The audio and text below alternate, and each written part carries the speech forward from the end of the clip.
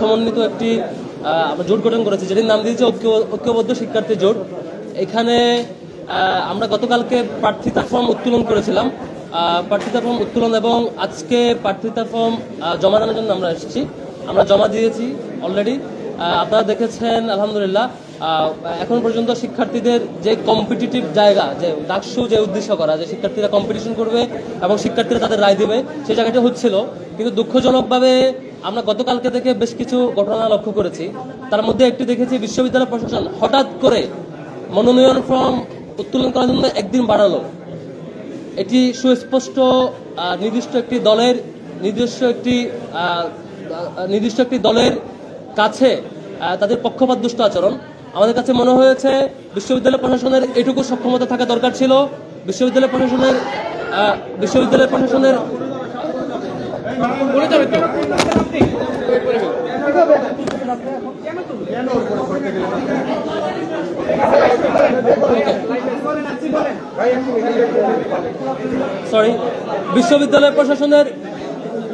প্রশাসনের এইটুকু সক্ষমতা থাকা দরকার ছিল। তারা যে ডেট ঘোষণা করবেন সেই ডেটের মধ্যে শিক্ষার্থীরা যা আসবেন, ডেট মেনটেন করে তাদেরকে নিশ্চয়ই সেই শিক্ষার্থীদের যে রায় সেটুকু দিবেন।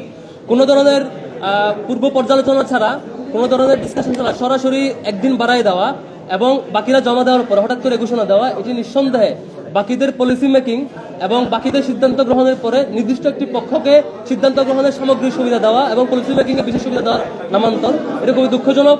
এবং আমরা দেখেছি বিশ্ববিদ্যালয়ের সামগ্রিক প্রশাসনে, বিশ্ববিদ্যালয়ের প্রক্টর থেকে শুরু করে নানান পর্যায়ে নানান প্রভোস্ট এবং বিভিন্ন কমিটিতে নির্দিষ্ট একটি দলের পক্ষপাতদুষ্ট আচরণ লক্ষ্য করেছি। এটি আমরা শিক্ষকদের কাছ থেকে নিশ্চয়ই 24 পরবর্তী সময়টাতে শিক্ষকদের কাছ থেকে আমরা এমন একটা রেসপন্স চাই যে রেসপন্সটা সকল শিক্ষার্থীর জন্য সমান, কোনো পক্ষপাতদুষ্ট হবে না। আমরা আগামীতে পুরো ডাকসু নির্বাচনে আমরা এরকম শঙ্কিত হতে চাই না। আমরা ইতিবাচক এবং জাস্টিস এবং সম্মানের, সবার প্রতি সমান অধিকারের যে দায়িত্ববোধ শিক্ষকদের পক্ষ থেকে সেটি চাই। আরেকটি ঘটনা লক্ষ্য করেছেন, বেশ কয়েকটি হাউস মিথ্যা ফ্রেমিং করেছে আমাদের ব্যাপারে। তার মধ্যে দেখবেন যে বিবিসি বাংলায় প্রথমে একটি নিউজ করেছে, তারপর রাতে বিজনেস স্ট্যান্ডার্ড একটা নিউজ করেছে, আরো কয়েকটা পত্রিকা এরকম দেখেছি যেখানে বলা হয়েছে ছাত্র শিবিরের দিক থেকে যে আমরা নাকি প্রথম অংশগ্রহণ করেছি। আবার কেউ নিউজ একবার করে আবার এটা এডিটও করেছেন যে প্রথম বছর স্বাধীনতার পর প্রথম প্যানেল, আবার বলছেন প্রথম প্রকাশ্যে প্যানেল, নানান আলাপ করছে আর কি। এটা স্পষ্ট আমরা নিন্দা জানাচ্ছি এবং তীব্র নিন্দা জানাচ্ছি যে এই ধরনের মিথ্যা ফ্রেমিং এর ব্যাপারে। ছাত্র শিবির 1977 সালে প্রতিষ্ঠিত হওয়ার পর থেকে প্রথম যে আমাদের ডাকসু হয় সেটি হচ্ছে 1979 সালে। সেখানে তাহের কাদের পরিষদ, যেটির ডকুমেন্টেশন, পেপার কাটিং, ছবি, মিছিলের ছবি, প্রচারণার ছবি সবকিছু এখন আপনারা অনলাইনে পাবেন। এবং সেই সময় ছাত্র শিবিরের প্রথম যে অংশগ্রহণ 77-এর প্রতিষ্ঠার পরে 79-এ, সেখানেও ছাত্র শিবিরের হল এবং সেন্ট্রাল পর্যায়ে বিভিন্ন জায়গায় প্রার্থীরা জয়ী হয়েছে, বিভিন্ন জায়গায় সেকেন্ড হয়েছে। এরকম সুস্পষ্ট ডকুমেন্ট থাকা সত্ত্বেও তারপর ইলেকশন হচ্ছে 80 সালে, সেখানে ছাত্র শিবিরের প্যানেল ছিল। 82 সালে সেখানে ছাত্র শিবিরের প্যানেল ছিল। এনাম কাদের পরিষদ, যেখানে ছাত্র শিবিরের মিছিলে বিরোধীরা আক্রমণও করেছিল, সেই ঘটনার ফুটেজ, ছবি এবং ফটো, পেপার কাটিং এখনো পাবেন। তারপর 89-এ আরেকটা ডাকসু হয়েছে, সেখানে শামসু আমিন মুজিব পরিষদ ছিল। 90-তে আমিন মুজিব হেলাল পরিষদ ছিল। এই যে প্রত্যেকটাতে ছাত্র শিবিরের অংশগ্রহণ ছিল। শুধুমাত্র 19 সালের আগে 2014 সাল এবং পরবর্তীতে এবং 18 সালে যে আওয়ামী লীগ যে পরিমাণ মানে ভুয়া নির্বাচন এবং একপাক্ষিকভাবে ক্ষমতায় আসছে, যে ছাত্র শিবির আমরা কোনোভাবে তাদেরকে ক্ষমতার বৈধতা দিয়ে নাই। এদিক থেকে ফ্যাসিবাদী সামগ্রিক কাঠামো এবং তাদের নিয়ন্ত্রণের জায়গা থেকে আমরা সে সময় প্যানেল দিতে পারি নাই বা দিই নাই।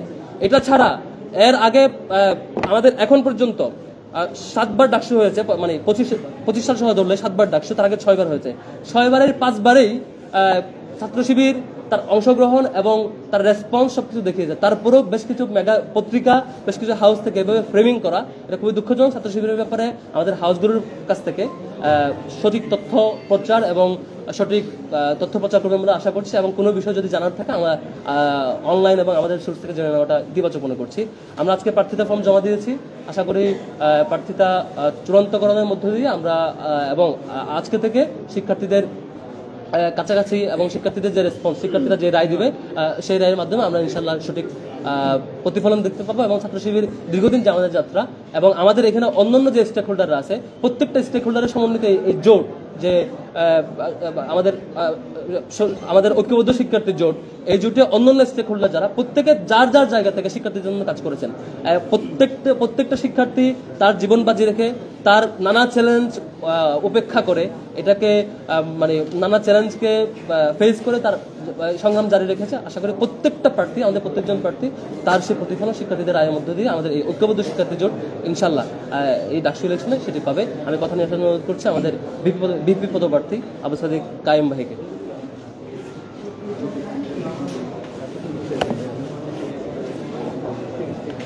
বিসমিল্লাহির রহমানির রহিম। আপনারা জানেন ঐক্যবদ্ধ শিক্ষার্থী জোট এর পক্ষ থেকে গতকাল আমরা মনোনয়নপত্র সংগ্রহ করেছিলাম এবং আজকে আমাদের জোটের সকল সদস্যরা আমাদের মনোনয়নপত্র জমা দিয়েছি। তো আমরা শুরু থেকে বলছিলাম এই ডাকসু নির্বাচনে আমরা একটা ইনক্লুসিভ প্যানেল করতে চাই এবং আমাদের প্যানেল গতকালকে ঘোষণা করার পরে ঢাকা বিশ্ববিদ্যালয় সহ বাংলাদেশের সবাই সারা দেশব্যাপী স্বতঃস্ফূর্ত আমরা রেসপন্স দেখতে পেয়েছি এবং বিশেষ করে বিশ্ববিদ্যালয়ের শিক্ষার্থীরা আমাদেরকে বিভিন্ন ধরনের পরামর্শ দিচ্ছে। তাদের যে দাবি দেওয়া, তাদের যে প্রত্যাশা, তাদের যে আকাঙ্ক্ষা, সে আকাঙ্ক্ষার কথাগুলো আমরা শুনছি। তো আমরা জুলাইয়ের যে আকাঙ্ক্ষা, বিশ্ববিদ্যালয়ের শিক্ষার্থীদের যে আকাঙ্ক্ষা, তাদের যে প্রত্যাশা, সে